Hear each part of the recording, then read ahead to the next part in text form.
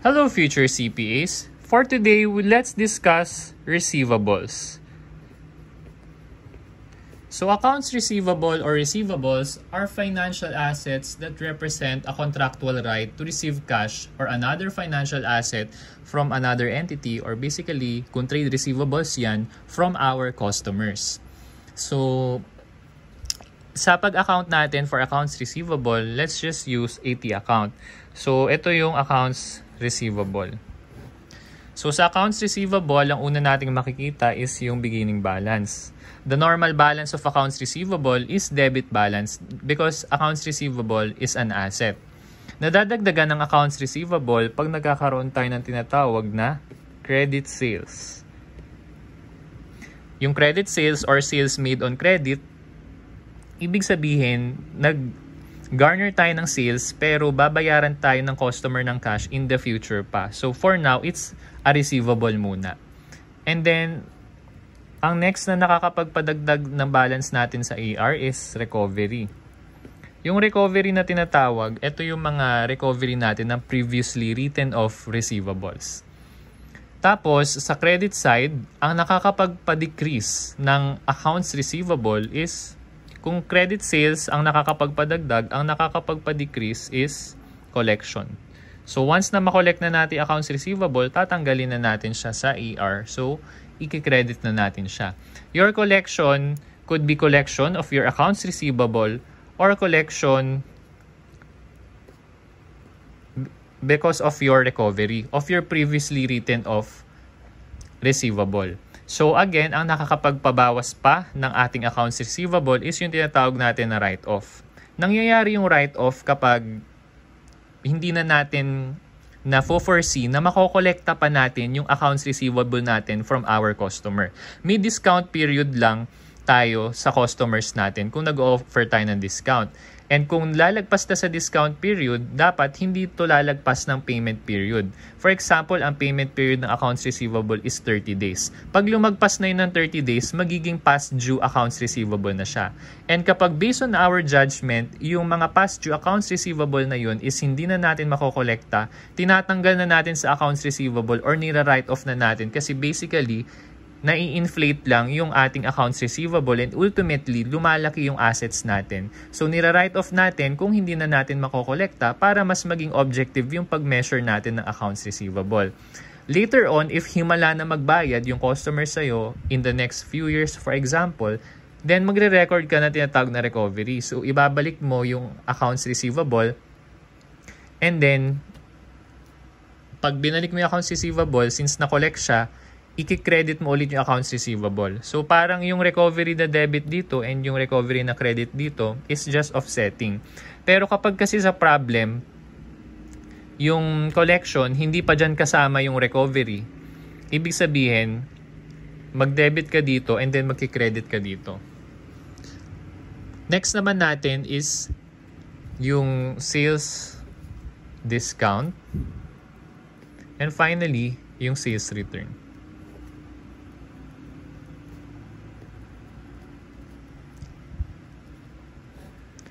So yung sales return, kinikredit lang natin sa accounts receivable kapag nasenda natin yung credit memo sa customer natin, which approves of the sales return. So from there, makukuha na natin yung ending balance ng accounts receivable. Next naman natin is yung allowance for doubtful accounts. So yung accounts receivable natin, meron tayong tinatawag na net realizable value of accounts receivable. So, nakaless na doon yung allowance for sales return, allowance for sales discount, and allowance for doubtful accounts. So, doon muna tayo sa allowance for doubtful accounts. Ang allowance for doubtful accounts is a contra asset account of the accounts receivable. Kaya ang normal balance niya is credit. So, ang nakakapagpadagdag sa allowance for doubtful accounts is recovery. And the opposite of recovery is write-off. So, yung write-off, bawas siya sa allowance for doubtful accounts. Actually, kaya nga tayo nag-establish ng allowance for doubtful accounts para ma-estimate natin magkano sa accounts receivable ang hindi na natin makokolekta. Ngayon, kapag nagkaroon tayo ng write-off, binabawas natin siya dun sa allowance. Next naman natin is yung doubtful accounts expense. Yung doubtful accounts expense or DAE, ito yung provision natin for increase on our allowance for doubtful accounts para ultimately we can achieve a specific amount of ending balance of allowance for doubtful accounts. Yung ending balance for allowance for doubtful accounts, pwede natin yan ma-compute by means of aging and by means of percentage of accounts receivable. Yung doubtful account expense, pwede natin yan ma-estimate by simply squeezing yung lalabas na ending balance sa aging and then considering these items. Or pwede rin naman through percentage of sales. With that, let's answer some problems. Let's go to problem number 1. The following receivables as of December 31 were taken from the books of effective company. How much is the amount of trade receivables to be reported on December 31, 2027 financial statements? So, hinahanap sa atin, trade receivables. So, let's see. Number 1, trade accounts receivable, 627,000, yes. Number 2, trade accounts on which post-dated check is held, 198,000, yes. So, accounts receivable pa rin siya although binayaran na tayo ng customer natin ng cheque. Pero since post-dated pa yan, hindi pa siya available for encashment, which means technically hindi pa bayad si customer sa atin hanggang sa dumating na yung araw nung date na nakalagay dun sa check in which pwede na natin siya ma-encash. Number 3, trade installment receivable due in 14 months. So regardless of kung beyond 12 months siya due, pero since as long as trade receivable siya, we can consider it as a trade receivable. Kasi in the form of installment, kaya siguro beyond 12 months siya. Number 4, past due trade accounts receivable. Past due siya pero hindi pa natin nira-write off, therefore part pa rin siya ng trade receivables. Number 5, customer NSF check returned by the bank. So akala natin bayad na si customer kaya ang ginawa natin, nag-debit na tayo ng cash and nag-credit na tayo ng accounts receivable. Pero later on, nung pinresent natin kay bank yung check, binalik sa atin kasi no sufficient fund pala yung bank account ni customer. So binalik natin yung accounts receivable and then yung check na NSF is kinredit muna natin. So ibig sabihin, receivable pa rin yung 13,500 mo, still part of your trade receivables. Number 6, receivable from the officers. So, yung receivable from the officers, yan yung tinatawag natin na non-trade receivable. Number 7, advances to employees, non-trade din. So, hindi kasali yan. Number 8, advances to suppliers for the purchase of merchandise for 52,000. So, trade siya pero non-current.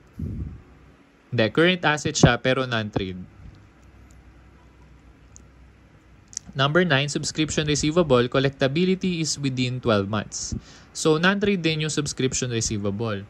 Ang subscription receivable, yan yung percentage siya as a deduction from our subscribed share capital kung ang collection period natin is beyond 12 months. Pero since within 12 months siya, it is presented as a current asset pero hindi siya trade receivable. So again, yung advances to employees natin is current asset. Advances to suppliers for the purchase is a current asset pero hindi siya trade receivable. Okay? Number 10, suppliers debit balances. Yung supplier debit balances, ito rin yung overpayments natin sa suppliers. So, ang itsura niyan is, di ba, accounts payable yung meron tayo kay supplier. Since nag-overpayment tayo sa halip na credit, meron tayong debit balance kay supplier. So, your 28,000 is a current asset but it's not a trade receivable. Next, dividend receivable. So, kung may associate or affiliate tayo na nag-declare ng dividend, makakatanggap tayo ng dividend. Kung hindi pa nasisettle, it's still a receivable. So, it's a current asset but it's not a trade receivable. Royalty receivable, 291,000. Current asset lang yan. Next, rent receivable. Current asset lang din yan. Rent receivable. Rent implies short-term rent. Pag long-term, lease yun. Number 14, claims receivable against shipping company due in 14 months. So for example, may shipping company tayo na partner. Sila yung nagdi-deliver sa customers natin ng mga, for example, libro yung binebenta natin. So sila yung nag-deliver ng libro sa customers. Halimbawa, along the way or upon shipment, yung mga libro is na damage. So, kailangan bayaran tayo ni shipping company. Yun yung claims receivable na tinatawag natin. So, it's a non-trade receivable. And since due pa siya in 14 months, then it's a non-current asset. Number 15, advances to affiliates. Yung affiliate na tinutukoy dito, it could be an associate, a subsidiary, or a branch. So, non-current asset yun. And number 16, interest receivable on bonds. Since yung bonds is a non-current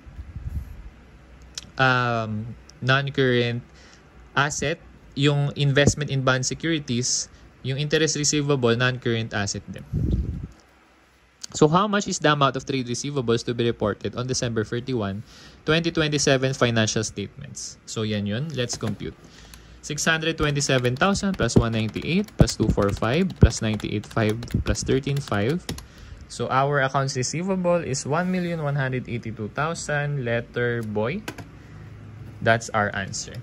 Now let's proceed to our problem number 2. Accounts receivable and doubtful accounts using aging. Ang tanong sa atin is magkano raw yung balance ng accounts receivable and allowance for doubtful accounts that will be shown on December 31, 2027 Statement of Financial Position. And number 2, amount of doubtful accounts expense reported in profit or loss for year ended 2027. Efficient companies engage in sale. It caters accounts to both receivable cash and credit customer. Okay, so ito raw yung mga items affecting AR.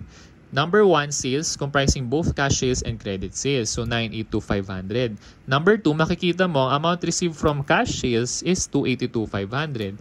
So kung 282,500 yung cash sales, ang credit sales natin is 982,500 minus 282,500, 700,000. So basically, ang credit sales natin is 700,000. Number 3, cash received from credit customers.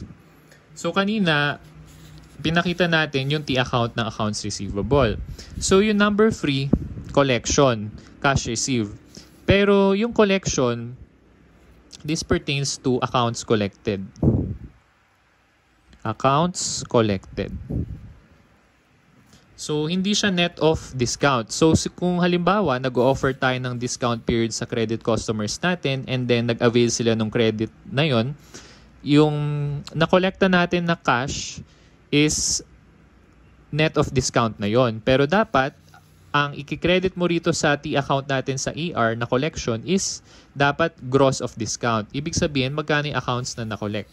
Hindi yung amount na na-collect. 147,000 was received from customers who took advantage of the discount feature of the company's credit terms, 2% for 15 days, and payment period of 30 days, includes recoveries on write-offs in 2025. So, makikita natin sa item number 6, meron tayong recovery on accounts written off as uncollectible in 2025 na 20K. Yung 20K daw, kasama na rin dito sa 250K. Pero bago tayo lumayo, 147,000 yung na-receive natin sa customer na nag-take advantage ng discount. So, ibig sabihin yung 147K, kung 2% yung discount na na-avail nila, ibig sabihin yung 147K is 98% ng accounts collected natin. So, i-gross up natin yung 147,000 divided by 98%. So, 150,000 divided by 0.98 equals 150,000.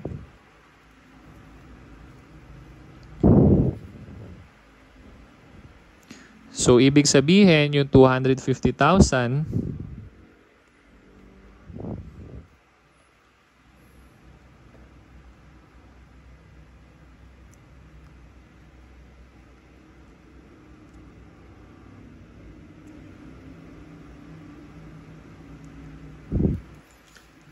yung accounts collected natin plus at yung 250,000 na na-collect natin minus natin yung 147K. Ibig sabihin yung 250,000 minus 147 250,000 minus 147,000. Yung 103,000, yan yung na-collect natin sa mga customers na hindi nag-avail ng discount. So, technically, yung 13K, yan yung accounts collected natin from customers who didn't take advantage of the discount. So, 150,000 plus 103,000 is 253,000. So, ibig sabihin, ang cash receive mo from credit customers, including yung mga nag-take advantage sa discount, is 250K. Pero ang accounts collected mo is actually 253K, which is gross of the discount. So, 253K. So, again, yung 250K, para to emphasize, yung 150K dyan, or sorry, yung 147K dyan, galing sa customers na nag-take ng discount. Pero nung gin-ross up natin, 150K pala. Tapos yung natira, 147 minus 250K is ito, yung 103K. Ito din yun, 103K. Kaya ang total accounts collected is 253K. Next naman natin, sige, gawin na natin yung T-accounts nung accounts receivable. So, dito natin lagay, accounts receivable. So, ang beginning balance daw ng accounts receivable is 215K. Tapos, nagkaroon ng credit sales na 700,000. So, dagdag dito. Next, accounts collected, 253,000, bawas. Next, accounts written off as worthless, 4,500. So, yung write-off, alam natin na bawas siya sa AR. So, 4.5K dito. Next, credit memo issued to credit customer for sales return and allowances. So, ito yung sales return, bawas yan sa accounts receivable natin, 75K. Kasi binalik sa atin ng customer yung goods na binili nila sa atin, maybe because defective. Number 6, recoveries on account written off as uncollectible, 20K. Alam natin yung recovery is an increase in accounts receivable, pero binabawas din natin. So, offsetting lang effect niya kung ang recovery is already included on the amount of collection. Dito, yung 250,000, naka-include na raw yung recovery sa write-off natin noong 2025 na 20,000. So, basically, kasama na siya sa 253K. So, ang gagawin na lang natin is yung 20K, ilalagay na lang natin dito. And lastly, recoveries on accounts written off as uncollectible in 2026 is 12.5K. Walang sinabi na yung 12.5K is included na dun sa collections natin worth 250,000. Ibig sabihin, yung 12.5K, i-debit natin dito and then i-credit lang din natin dito. If that's the case, then you can just simply ignore this item kasi offsetting lang din naman yung magiging effect nila. So now let's try to compute how much na yung ating accounts receivable ending balance. 215 plus 700,000 plus 20 minus 253 minus 45 minus 75,000. So 602,500. So 602,500. So sisingit ko na lang dito. Tapos yung allowance for doubtful accounts natin, beginning balance is 49250. So since na-compute natin yung balance ng AR, dito na tayo sa allowance for doubtful accounts.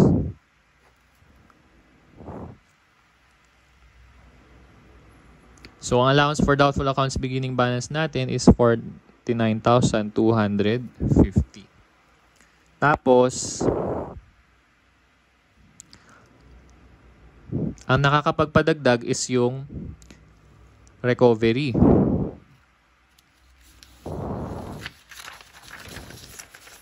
So, recovery, ang nakakapagbabawas is yung write-off. So, ang recovery natin so far is yung 20,000 and yung 12,500. So, 20,000 and then 12,500. Tapos, ang nakakapagpabawas sa allowance for doubtful accounts is yung write-off natin. So, 4,500. So, sabi, the entity uses aging method to estimate its doubtful accounts. The following summary schedule was prepared from an aging of accounts receivable outstanding on December 30. Yung aging natin, ang accounts not yet due is 377,500. So, ang hanapin lang natin is yung uncollectible. Sa past due accounts, ang collectible na lang daw is 50%. So, ibig sabihin, it follows that the uncollectible portion of the 225K is 50%. So, 225 times 50% uncollectible, 225 times 50%, 112,500. So, gusto natin na ang maging ending balance ng accounts allowance for doubtful accounts natin is 112,500. So, ano kaya yung kulang natin na amount? Yun yung ating magiging doubtful accounts expense. So, isi-squeeze na natin. So, 112,500 plus 4,500 minus 4,9,250 minus 20,000 minus 12,500. So, ang answer natin is 35,250. So, yan yung ating magiging doubtful accounts expense. So, what are the balances of AR that would be shown in December 31? So, ang sagot natin sa number 1 is 602,500 and ang sagot natin sa number 2 is 112,500. And number 2, what is the amount of doubtful accounts expense reported in profit or loss for the year ended? So, ang doubtful accounts expense natin is 35,250. So, that's for our problem number 2. Let's now proceed to problem number 3. Doubtful accounts using percentage of sales method and transition. The following information relates to Intuitive Company in relation to its estimation of doubtful accounts. Ang tinatanong sa atin for case number 1, kung naka-percent of sales daw siya, magkano yung doubtful accounts expense?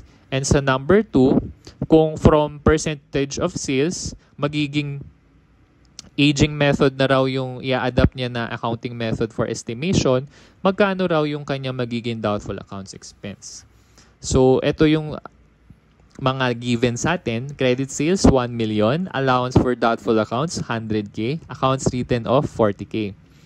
Intuitive Company uses percentage of credit sales method, case number 1.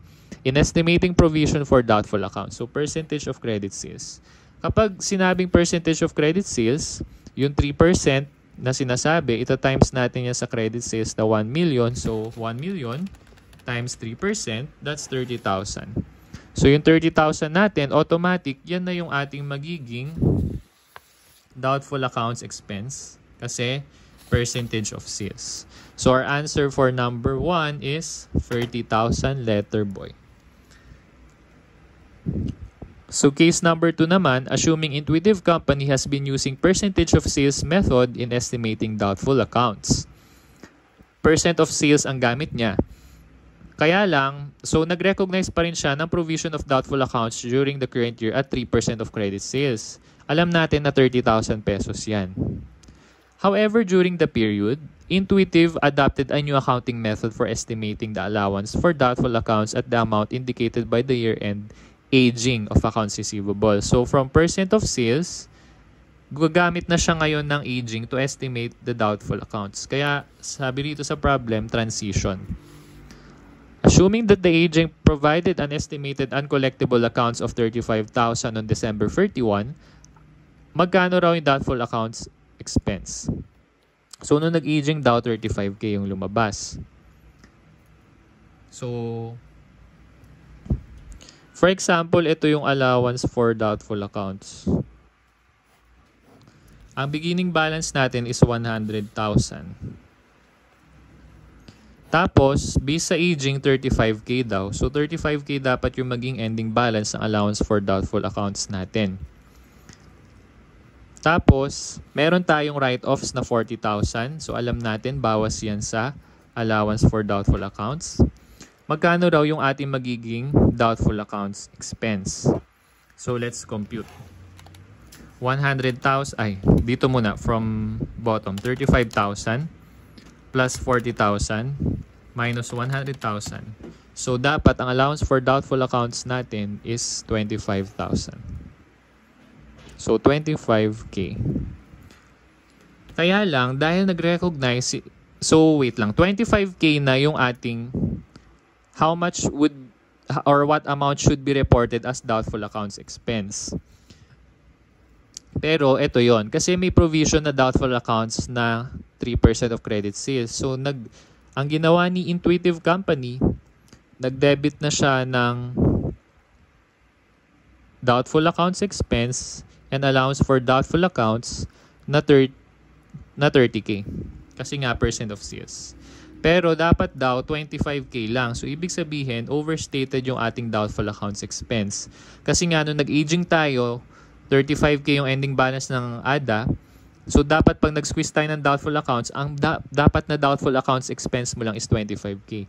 Kaya i-adjust natin yan. So debit ADA, credit, doubtful accounts expense, bawasan natin ng 5K para ultimately ang doubtful accounts expense lang natin is 25K based on our new estimation method of accounting for doubtful accounts. And that concludes our discussion for accounts receivable. Goodbye for now, future CPA.